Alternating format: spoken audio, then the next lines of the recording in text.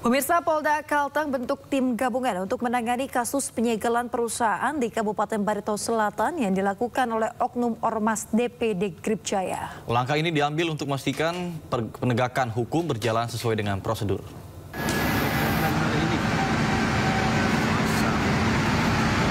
Inilah video viral yang memperlihatkan aksi penyegelan yang dilakukan oleh oknum Ormas DPD Gripjaya Kalteng terhadap sebuah perusahaan di Kabupaten Barito Selatan, Kalimantan Tengah. Menyikapi kejadian tersebut, Kapolda Kalimantan Tengah, Irjen Pol Irwan Kurniawan, langsung memerintahkan Direktorat Kriminal Khusus, Direktorat Kriminal Umum, dan Kosubdit Jatanras membentuk tim guna melakukan penyelidikan membackup Polres Barito Selatan.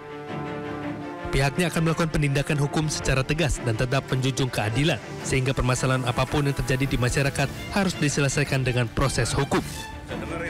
Kami akan melakukan penegakan hukum secara tegas dan tetap menjunjung keadilan. Oleh sebab itu, permasalahan apapun yang terjadi, rekan-rekan sekalian, negara kita ini negara hukum. Sehingga permasalahan yang ada di masyarakat itu diselesaikan dengan melalui proses hukum.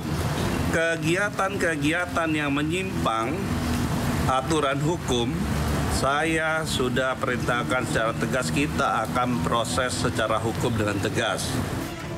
Polda Kalteng menegaskan tidak akan mentolerir tindakan yang mengganggu ketertiban umum maupun aktivitas dunia usaha dan mengajak semua pihak untuk menghormati hukum sebagai jalan penyelesaian konflik. Dari Palangkaraya, Kalimantan Tengah, Adesata iNews melaporkan. Pemirsa, polemik yang melibatkan Ketua Ormas Gripjaya Rosario de Marsal alias Hercules dengan Gubernur Jawa Barat Deddy Mulyadi menyeret sejumlah jenderal purnawirawan. Perang komentar di media sosial pun tak terhindarkan antara Hercules Sutioso dengan mantan Panglima TNI Gatot Nurmantio.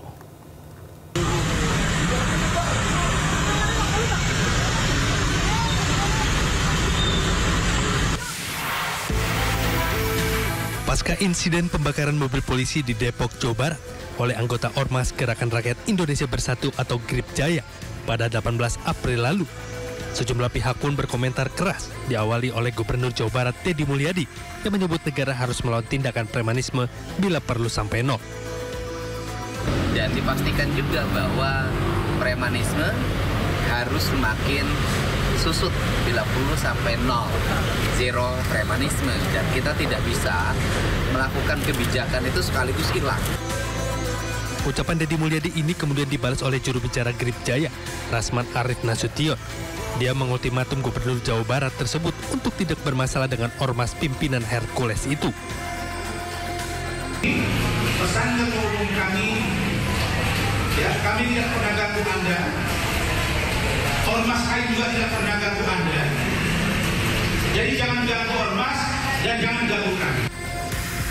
Mantan Gubernur DKI Jakarta sekaligus Purnawirawan TNI, Sutioso ikut berkomentar terkait hal ini. Sutioso pun setuju jika ada revisi Undang-Undang Ormas. Saya sangat mendukung ya. Pak Tito Mendagri mau merevisi Undang-Undang Ormas ini ya. Bukan tingkah laku mereka saja yang harus dievaluasi ya, tetapi juga cara berpakaian gitu.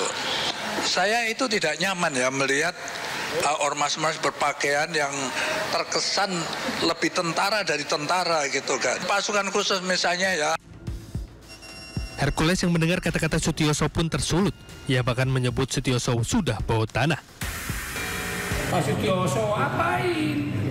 Pak Sutioso itu udahlah, nggak usah menyinggung-nyinggung ormas. Sudahlah, kalau saya bilang bahasa kayak mulutnya udah bau tanah. Nggak usah nyinggung-nyinggung kita. Orang boleh takut sama Pak Sutioso, kalau saya Hercules nggak takut.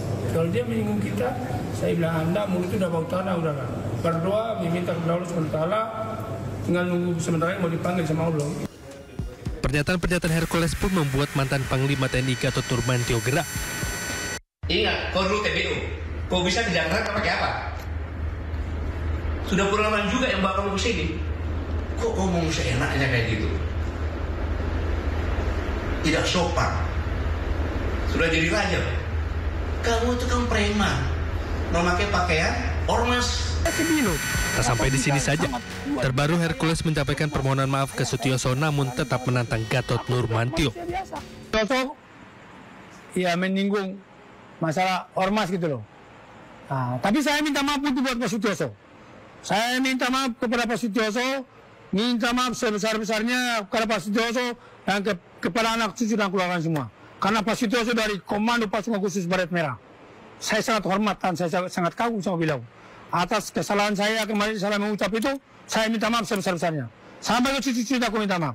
Tapi Gatot, Saudara Gatot, Nurmantio, Anda, saya tidak takut sama Anda. Saya tidak menghargai Anda. Hercules mengaku tidak terima disebut Gatot melakukan premanisme. Dia juga merasa tidak memiliki salah terhadap mantan Panglima TNI tersebut. Tim Liputan AINUS melaporkan. Kita beralih ke informasi lain, pemirsa. Komisi Pemberantasan Korupsi KPK menyita mobil mewah milik mantan Gubernur Jawa Barat Ridwan Kamil. Mobil tersebut hingga kini belum dibawa ke rumah penyimpanan benda sitaan negara karena masih berada di bengkel. Komisi Pemberantasan Korupsi menyita mobil mewah milik mantan Gubernur Jawa Barat Ridwan Kamil yang diduga terkait kasus korupsi pengadaan iklan di Bank BJB. Mobil bermerek Mercedes-Benz tersebut hingga kini belum dibawa ke rumah penyimpanan benda sitaan negara karena masih berada di bengkel. Namun KPK menegaskan proses hukum terus berjalan karena mobil tersebut terkait kasus korupsi yang merugikan negara hingga 220 miliar rupiah. Oh ya, tentu dari kita punya ada namanya pengelola barang bukti, itu mungkin secara berkala akan mengecek kendaraan tersebut sampai sejauh mana kondisinya, dan tentunya kalau seandainya kendaraan itu sudah layak dan bisa untuk digeser ke Rubasan, pasti akan digeser oleh penyidik ke Rubasan. Pasti itu bengkelnya di Bandung, bengkelnya saya belum terinfo di mana, tapi pasti di Jawa Barat lah. KPK masih mengatur waktu untuk memanggil dan memeriksa Ridwan Kamil sebagai saksi.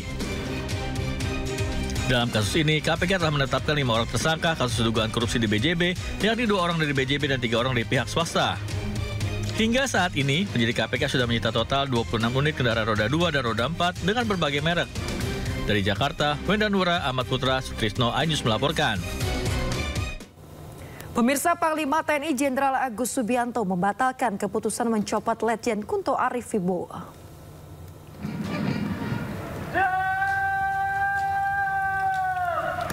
Sebelumnya Panglima Jenderal TNI Agus Subianto rotasi mutasi terhadap 237 perwira tinggi TNI. Letjen Kunto masih memegang jabatan Pangkogap Wilhan 1, dirinya pun batal digeser menjadi staf khusus Kasat. Sementara itu Laksamana II Hersan selaku mantan ajudan Presiden Joko Widodo batal menjabat sebagai Pangkop Wilhan 1.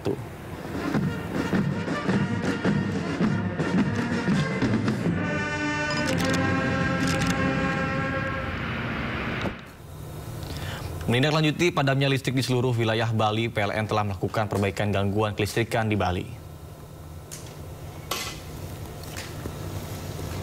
Pemirsa, kurang dari 30 menit setelah kejadian, suplai listrik sudah kembali normal secara bertahap. Menurut Direktur Distribusi PLN, Adi Priyanto, indikasi gangguan terjadi pada sistem penyaluran atau transmisi yang ada di PLN dan bukan akibat serangan siber.